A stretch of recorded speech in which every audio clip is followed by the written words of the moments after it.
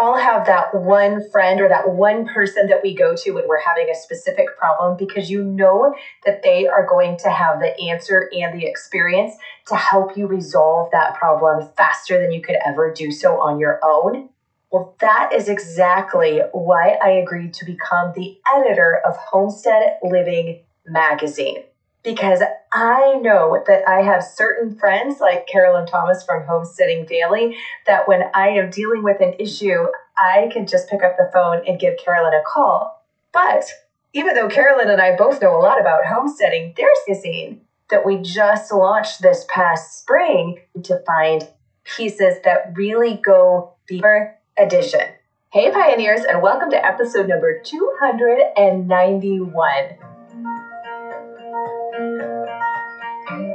Today's episode, I'm going to be sharing with you everything you need to know about how to start seeds indoors. Starting your seeds indoors seems to be one of the areas that I see a lot of confusion or, unfortunately, a lot of failures. And the good news is most of the issues that people have or the areas that are causing the failure, they're really, really simple to fix, and they don't cost a lot of money to fix, and they can save you a lot of money in the long run. So we've got a lot of things to cover in this episode, but you're going to have everything you need to know after you get done listening to it in order to successfully start your seeds indoors. So I'm really excited for this episode. One of the reasons is because at the time of this recording, it is in January, and there's very little that I'm doing out in the garden in January. If we have a few breaks in the weather, I will do a little bit of pruning on the blueberries, but that's pretty much it. And sometimes that doesn't even get to happen until February. But other than that, it's been a long time since I've had my hands in the dirt and actually get to tend to my plants. And so I get really excited for seed starting season to come, which for me, and we're going to talk about why my seed starting dates and your seed starting dates will likely be different, and why you need to know when you should be starting your seeds based upon your climate and not someone else's calendar, which is one of the big things. I'm kind of giving you a teaser hint that we'll start with when we get going in this episode in just a second. But I want to officially welcome you to the podcast. I'm your host, Melissa K. Norris, a fifth-generation homesteader who got back to my roots of using simple, modern homesteading for a healthier and more self-sufficient life after a cancer scare in my late 20s. This is the place for you, my friend, if you've sometimes wondered if you weren't born 100 years too late, if you've always thought that you and Laura Ingalls would be best friends, and if you think that every home and kitchen would be better if they were filled with mason jars and cast iron, and those things were used daily with homegrown and homemade food. If that is you, then welcome home and welcome to this amazing community of modern pioneers. Okay, so how to start seeds indoors. So the first things that we need to cover is one, the types of seeds that are best started indoors, because honestly, not all seeds should be started indoors. So this is something that I see happening a lot where people think that they should just start everything indoors so that they actually have this live plant that they can transplant outside. And that, unfortunately, is not the case. Some of your plants, you're much better off direct sowing, which is when you take the seed and you directly sow it into the ground outside, either in a raised bed, in the container, or in ground in its final spot. So it's outdoor growing conditions and its outdoor spot. You're just taking the seed and you're putting it directly there. Most of your root vegetables are better off being sown outdoors. So carrots, beets, any of your outdoor items like that, you're better off just radishes. Radishes are very fast growing as well. So there's no need to start them indoors. You can also start radishes outside when the soil temperature is pretty cool, and they will germinate and grow really rapidly. So there's no reason to start them indoors.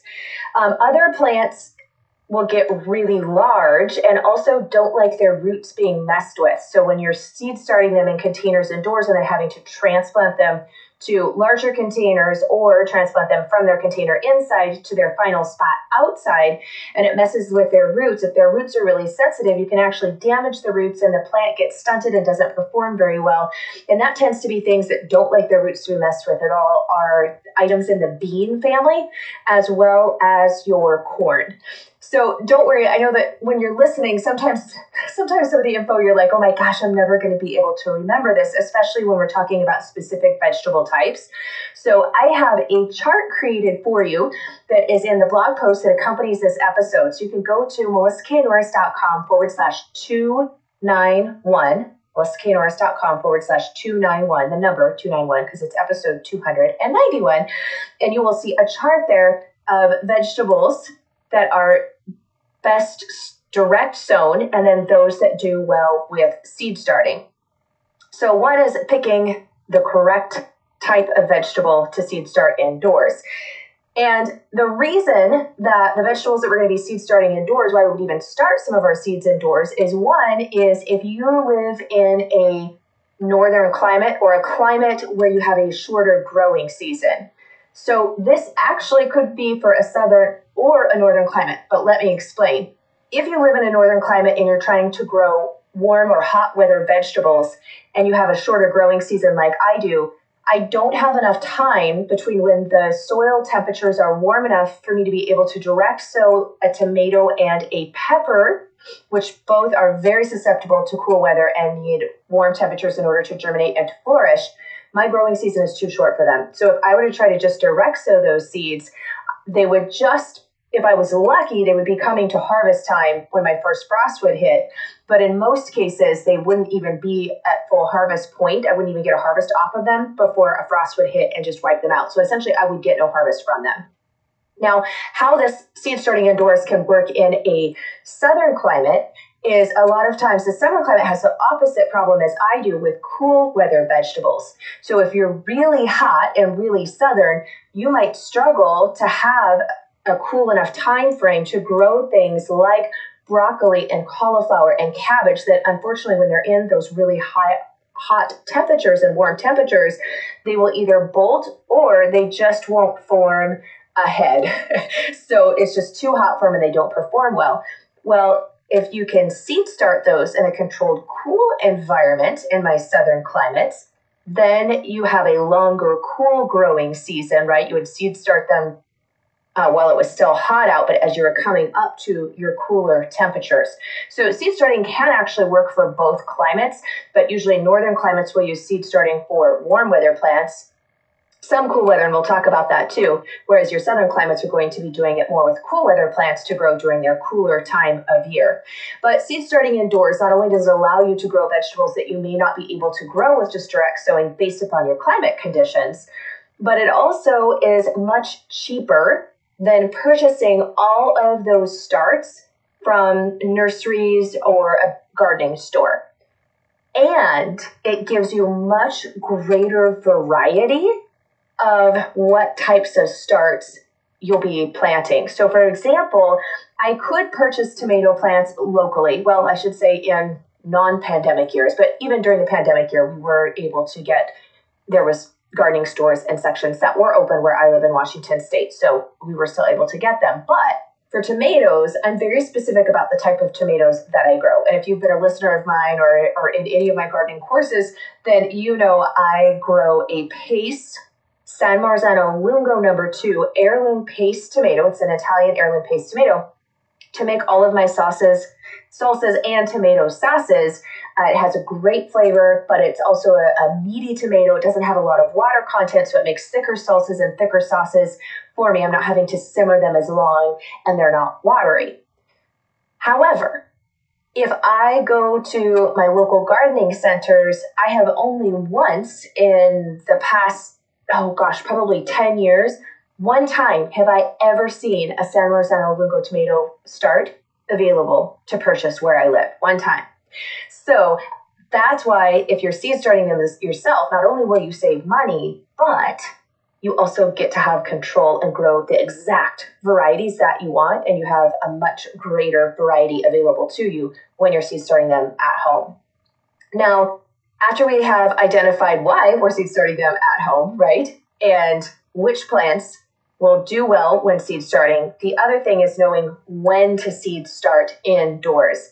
This is really key because if you seed start them too soon, then the plants are going to be really large before you're going to be able to get them outdoor in their proper growing temperature and environment.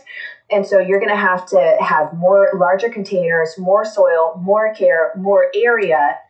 And plants always do better when they're actually outside in direct sunlight. So the timing is key so that you're starting them. It's like Goldilocks and the Three Bears. If you start them too soon, they're going to be too big and they're actually not going to be able to grow as robust as they would be if they were outside in great growing conditions with actual direct sunlight. And then if you start them too late, then unfortunately they won't be a big enough size when it's time to plant them outside. They'll be too small to actually reach full maturity before your frost date comes and kills them if they are a warm weather plant that is susceptible to frost. So when to start your seeds indoors all revolves around your first and last average frost date. So for seed starting your plants in this winter time or to plant in a summer or spring garden, so usually you'll be starting them end of winter, early spring, you need to know what your last average frost date is in the spring. After you have identified that, then you look at the specific variety of plant that you are going to be seed starting and you count backwards. So if you have my book, The Family Garden Plan, or my Family Garden Planner, you already have all of these charts available for you in there. I've got it all laid out for you so you can go there by alphabetical and know exactly when you're going to be starting these seeds for both summer and a fall vegetable garden if you're going to be doing different gardening. So you've already got those, but if you don't have a copy of either of those, which I highly recommend that you go and get yourself a copy. If you don't, then I will have as a freebie a seed starting chart in this episode. So again, melissaknorris.com/291. Go there. You'll see in the resource section, there will be a link you can click on to get a seed starting chart for free. That will have that information for you because it's very key that you get those weeks right before your first average or last average frost date, in the springtime. So example, tomatoes are usually 8 to 10, sometimes 12 weeks before your last average frost date in the spring. So you look at that last average frost date and you're going to count backwards, and that's when you're going to be starting those indoors. Pepper plants are usually 8 weeks. Onions tend to be the longest, and those can be up to 16 weeks when you're starting onions from seed, which is one of the only root vegetables. In fact, it's the only root vegetable, not one of the only. It's the only root vegetable that I start from seed is an onion. Everything else I direct sow out into the garden, and I don't root vegetable wise, and I don't start them from seed. So then when you move into, those are usually the three that have the longest runway time, or you're going to be starting them the earliest from your last average frost date are those ones. So how to start your seeds indoors, when to start your seeds indoors. We need to talk about, we've identified the varieties, and now we've got our weeks when we need to plant them. What are we planting them into? So this is another area when you're starting your seeds that it's a lot of people have issues with. And if you don't get this right, it causes a lot of problems down the road. And that is picking the right soil medium for seed starting seeds indoors. So when you're starting your seeds indoors, you don't want to use soil just from your garden. And I know this sounds kind of funny, but you want to use sterile soil when seed starting indoors. So if you are purchasing soil from a store, a garden center, online, whatever, and I'll have some links to some of my favorites in the show notes, that blog post you can go and check out, but it needs to be sterile, meaning that there's no disease. So if you just go out to your garden and dig up some dirt and put it in and bring it in, there's a couple of issues. The biggest is it's not sterile. So that means that there can be a lot of disease that's in that soil, as well as insect eggs. Trust me on this. You bring it into your house, into a warm environment, which we're going to talk about temperature in just a moment for seed starting your seed indoors. And then the insect eggs will hatch out, and you've got all kinds of little bugs and gnats and all these little things flying around your house. Not fun. But the real reason is because of disease and bacteria and fungus spores that are on that soil. And when you're bringing them indoors and we're creating a very perfect environment of moisture and temperature, you have baby seedlings that are much more susceptible to disease and getting sick than you would mature plants. And because they're in this indoor environment where we don't have as much airflow, they're much more susceptible to those diseases. And that's why people will say, I started my seeds, they were growing great, and then all of a sudden they just all wilted and died. That is called dampening off disease. It is from a fungus, and it's because you didn't use sterile soil.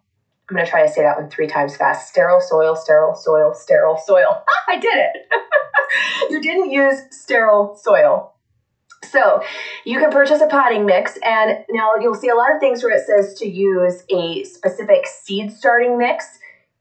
And you want to make sure when you've got these young little baby seedlings that the soil is well draining, but that it's light enough and has enough organic matter in it, that it's light and fluffy enough that the little tiny roots, because when it's first spread and you've got little itty bitty tiny little roots, can get through the soil and it's not too hard and they're struggling and they can't get their roots down and establish a good root system. So that's another reason that we like to use a potting soil and medium as well. Now, I don't purchase a specific seed starting potting mix, which they do have for sale and some people swear by.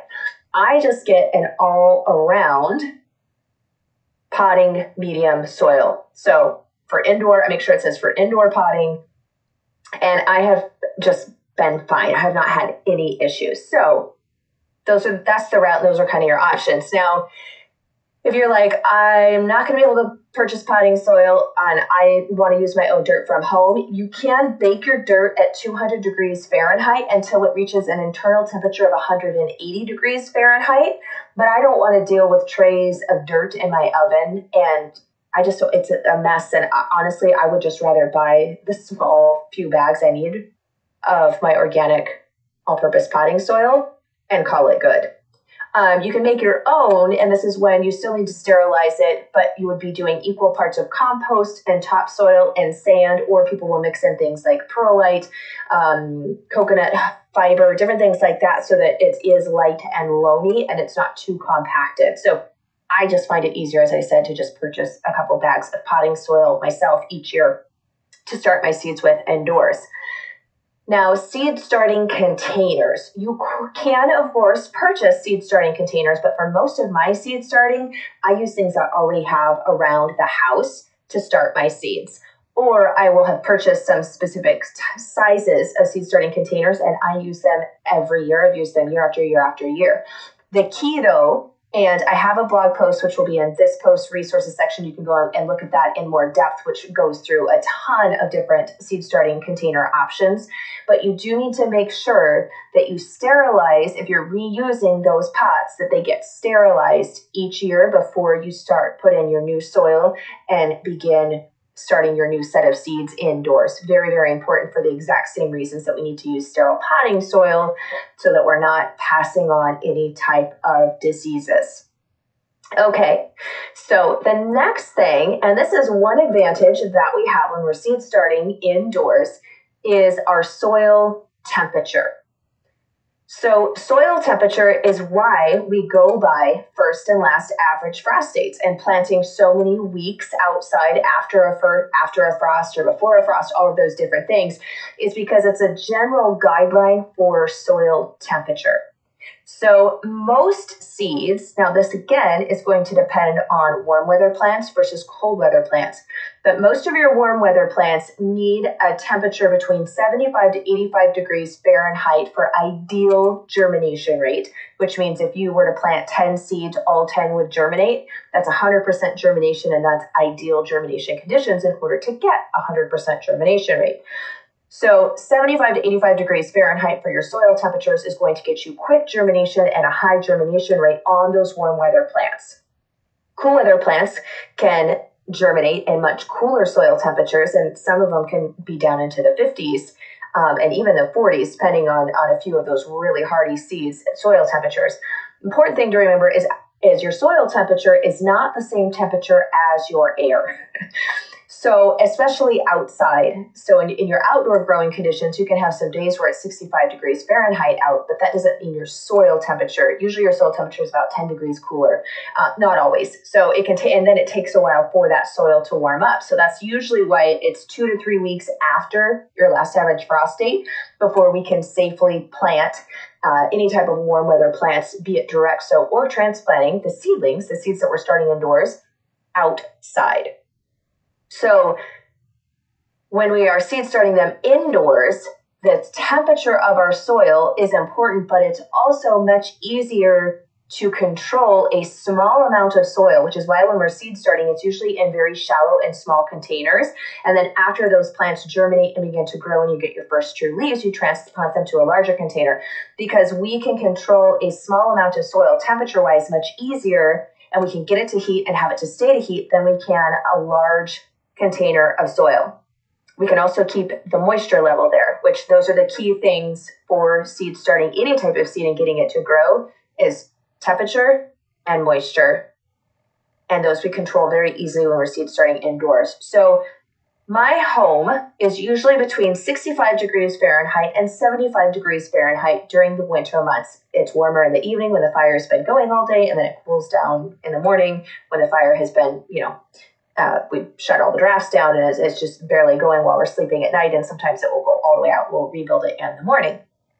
I share that with you because I will put my seed starting containers with the soil and the moisture right next to our wood stove. So that's the warmest part of my house. Some other options for finding warm conditions for your seeds to start them can be the top of a refrigerator, because obviously heat rises. That's why a lot of times people will put their bread dough on top of their fridge. It's a warm spot.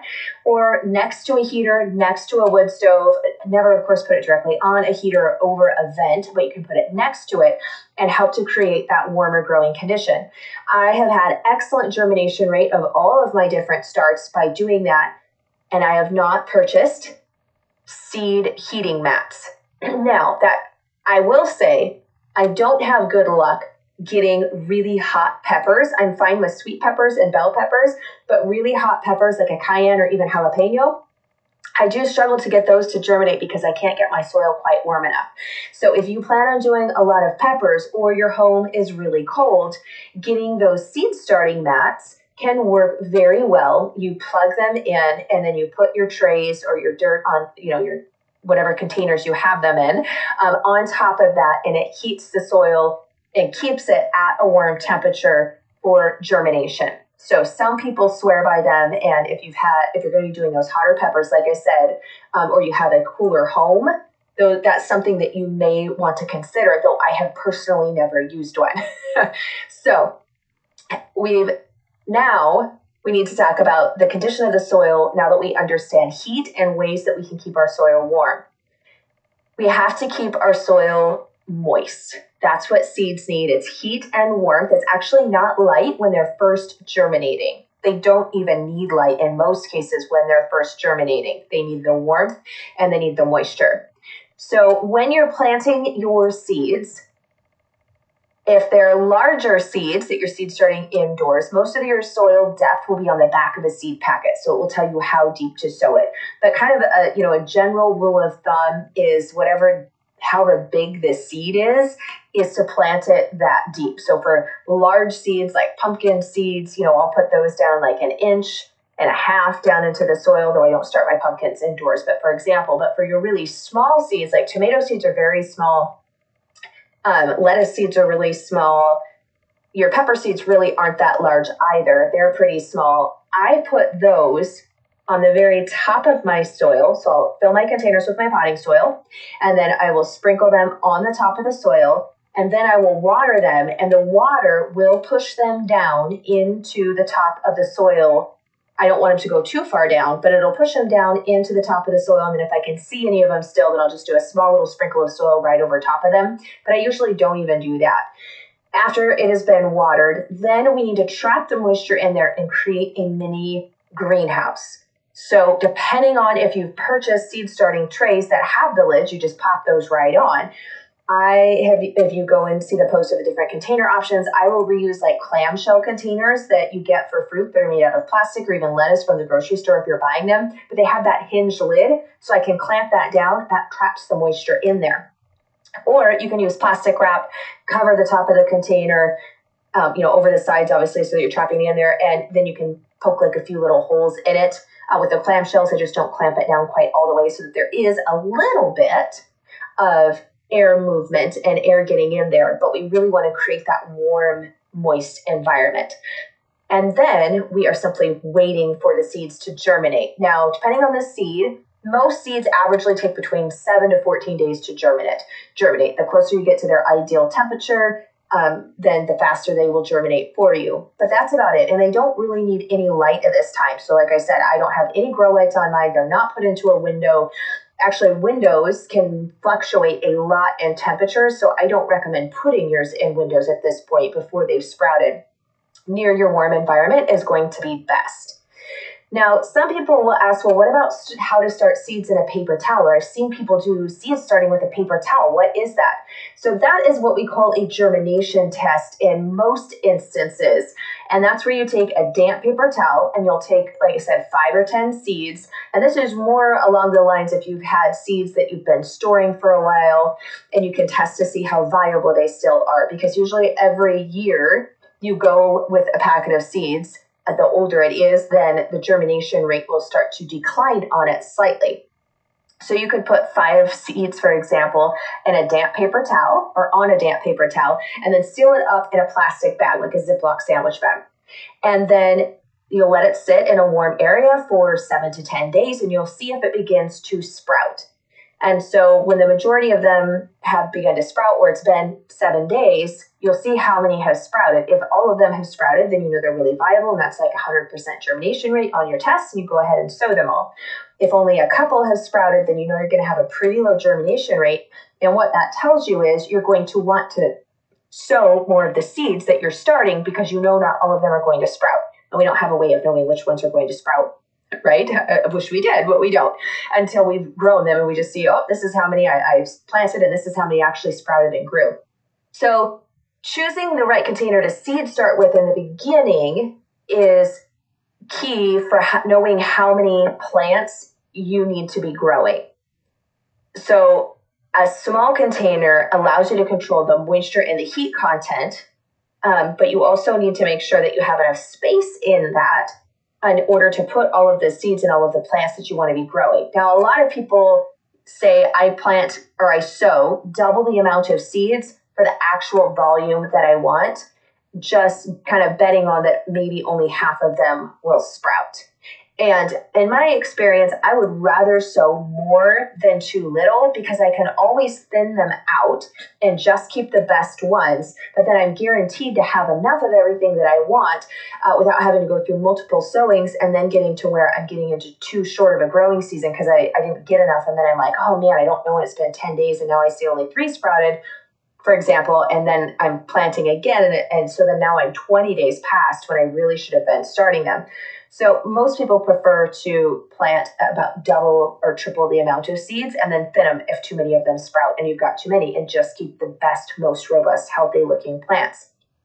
So after your seeds, you've got them moist, you've got them covered in that warm spot, you just need to keep an eye on the moisture level. It shouldn't be sopping wet, but you don't ever want the top of the soil to dry out, because your seeds are at the top of the soil when they're first sprouting. So you want to check it daily and make sure that it hasn't dried out. I like to just use a spray bottle at this point, and I will just mist the top of the soil if it starts to dry out.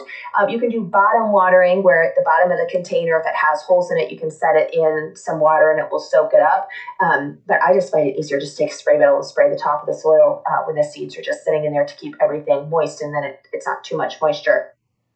Now, after your seeds have started to sprout, then we definitely need airflow, we need light, and we need to take the top off of our containers. So if you live in a very southern climate, you may be able to get away without having a grow light and using a southern exposure sunny windowsill. But in my experience and having thousands of people go through my gardening courses and my seed starting courses, and even with the book and that type of a thing, most people need to use a grow light. If you have ever had tall, spindly plants that have really thin, weak stems, or that fall over, or that are reaching for the light, then they're not getting enough light. When using a grow light or an artificial amount of light, that light needs to be within 2 to 3 inches at the top of the plant. Most people, even if they have a grow light, well, I shouldn't say most people, a lot of people don't have the light close enough to the plant. They'll have it like 2 or 3 feet above the top of the plants, and then the plants will still be reaching and still have little weak spindly stems on them. You need to have it snug right down, not touching, but just a couple of inches above the top of your plant. And when using artificial light, you want to make sure that the light bulb is a full spectrum so that we're getting all of the light spectrum and wavelengths coming through it so that it is mimicking like they would get from the sun. But it's still not as good and as strong as the sun. And so you're going to be using that grow light usually 16 hours a day. So I turn mine on first thing when I get up in the morning, and it's the last thing that goes off right before I go to bed at night. A lot of times people don't leave a grow light on long enough because they say, oh, well, most vegetables, and this is true, most vegetables only need 6+ hours of direct sunlight to be fine. But that's direct sunlight in the middle of summer, which is very different than just obviously a grow light, which is not the sun, and in the winter months. So I prefer to use a grow light, and most people who have issues with the strength of their plants, it's because they're not using a grow light, or it's not on them long enough, or it's not close enough to them. So warmth and temperature, once the seeds have sprouted, then we still want to keep the plants about 60 to 75 degrees Fahrenheit. You can go up to 80 degrees Fahrenheit, but the normal temperature of your house should just be fine. What you really wanted to make sure is overnight lows, especially things like tomatoes and peppers, they don't like to get in the low 50s. And if you are using a window and not a grow light, you need to make sure at night you are pulling those seedlings out of the window and away from the glass if you have cool nights, because the temperature will drop a lot right next to the glass, like a lot more than most people will think about. That's going to be your coldest spot. And so you don't really want to leave them there, especially if you're having freezing temps overnight. Now for watering, this is where people often get into trouble. So when we are watering our plants, we don't want the soil to be soaking wet, but you don't want it to get too dry either. It's that whole like Goldilocks phenomenon, right? I use that analogy a lot, but it's really true. So I will put my finger in there. You want to after the seeds have germinated, let me back up here. After the seeds have germinated, and they'll pop up and you'll see the first little leaves that come off when a seed germinates and begins to grow as a plant. Those aren't its true leaves. Those leaves begin to feed the plant, but you don't actually, that's why almost all seedlings when they first sprout look alike. It's hard to tell the difference, which is why labeling is very key, by the way. You want to label your plants so that you know what they are, especially within varieties. But it's the second set of leaves that a plant develops that is actually what we call its true leaves. And they will actually look like, the sawtooth edge of a tomato plant will come out of the second set of the leaves. The curvy frilliness of like a curly kale, you'll actually see from the second set, but it's what we call its true set of leaves. Once a sprout has those first set of true leaves, it's critical that you get it under a grow light. It's getting the appropriate amount of light per day. And then you can let the very top part of the soil dry out, but you want to make sure that there's always moisture at the bottom. You don't want the top to stay soaking wet all of the time at this point, because then you'll get fungal growth, and none of us want that. Or you'll actually see like a white mold surface begin to grow and develop on the surface of your soil, and that's too much water. And so if you let just the top dry out just a little bit in between waterings, that will take care of that problem. And we actually, the older a plant gets too, it's good to let just that top surface begin to dry out, because then the roots are forced to go down deeper into the soil and into the container, into the dirt, and it creates a better, more robust deeper root system, which is actually a good thing, provided that the containers you have them in are deep enough for the roots to go down. So choosing the right container is going to depend on the plant, because obviously something that's small, like a basil plant, it doesn't have as large of a root system and doesn't need as large of a plant as something like a tomato plant. So, and it also depends on how old it is. If your tomato plant is only a couple weeks old, it doesn't need to be in a half-gallon container of soil yet. But as it begins to reach closer to 6 weeks of age, then it definitely needs, you don't want them to become root bound.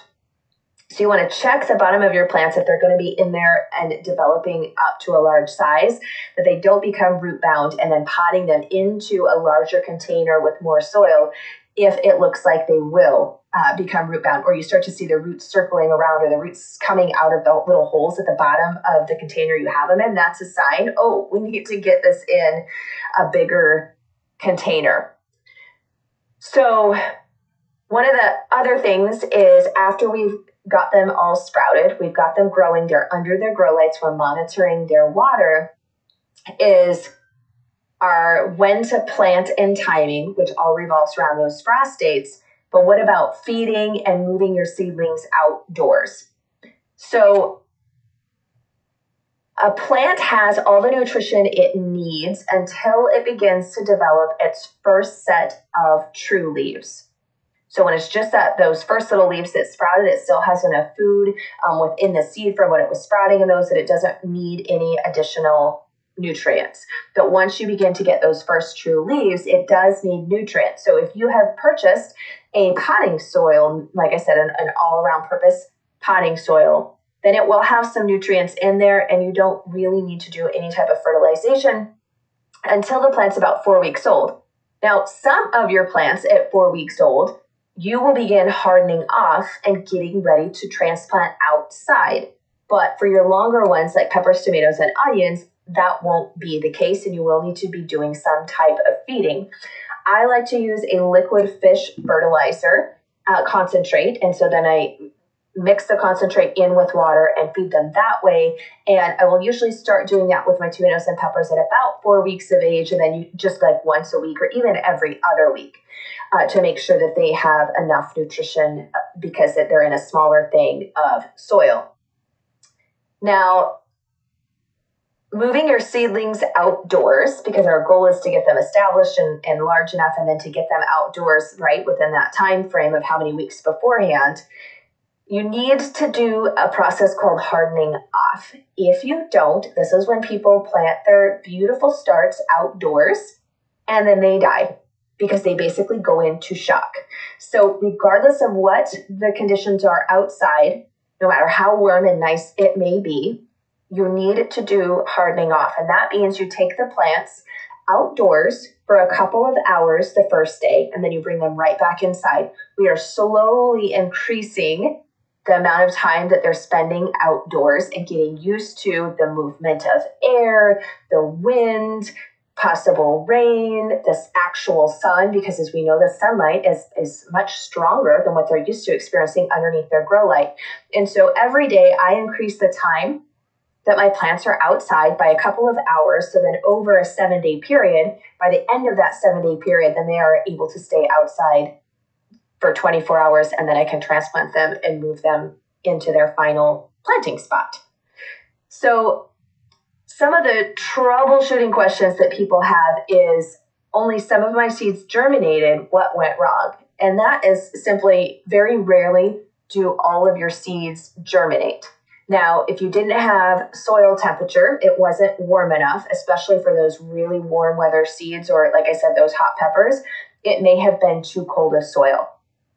You could have also, if you let it dry out on the top, you didn't keep an eye on the watering and the seeds got wet, but then they dried out, that can stop germination. But as long as some of your seeds germinated and you're like, well, I had them at the right temperature, I didn't ever let them dry out, etc., then it was probably just the viability of the seeds. And as I said, if they were older, then each year less and less of them will begin to germinate. So it was probably that. And it's really normal. Usually almost all of my tomato seeds will sprout. I'll have a little bit less of my pepper seeds. But usually you'll have at least a few plants that don't sprout when you're doing all of it. And you can still do the germination test. I rarely do a germination test. I just go ahead and plant. But it doesn't necessarily mean that you did something wrong. If your seedlings are spindly, that is coming back to not getting enough light, either for long enough or it's not strong enough and you need a grow light, or your grow light's not close enough to them. Another thing is sometimes seedlings, when we're starting them indoors, the stems, even if you're doing the grow light, is we need to mimic nature a little bit, because when we're outside in nature, you have that airflow and you've got wind, and it's shaking the stem of the plant, which then makes the roots dig down deeper in order to stabilize it, and it makes it stronger. So you can put a fan on really low, like beside the plants, not directly growing on it, to create a little bit more airflow, or I'll just take my hand whenever I walk by, turning on the lights, turning them off, checking them for water, and run the palm of my hand over the top of the plants, and that will do the same thing and stimulate those roots and a stronger stem. Now, if the leaves on some of your plants are turning purple, and this usually happens when a plant is in a container longer than for just a few weeks, but if it's turning purple, that happens, and it happens a lot with tomato plants, but it's because you don't have enough phosphorus in the soil for the plant to get. So that's a sign that you need to fertilize, or you need to get it in a bigger container with more soil so that it has more nutrients. What if the leaves on my plants are yellow? Why are my plant leaves turning yellow? Twofold, two reasons. One can be not enough nitrogen.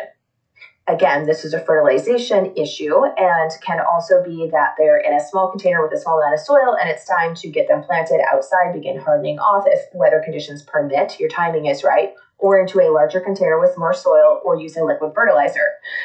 But if leaves on your plants are yellow, it's either a nitrogen issue, or it can be overwatering. So if you are watering too much, you can actually cause your leaves to be yellow. So one of the easiest things is to just back off on the amount that you're watering. Make sure you're letting that top layer of soil dry out a little bit in between each time of watering. If they're still yellow after that, or you're like, I'm sure it's not overwatering, then it's usually a nitrogen issue.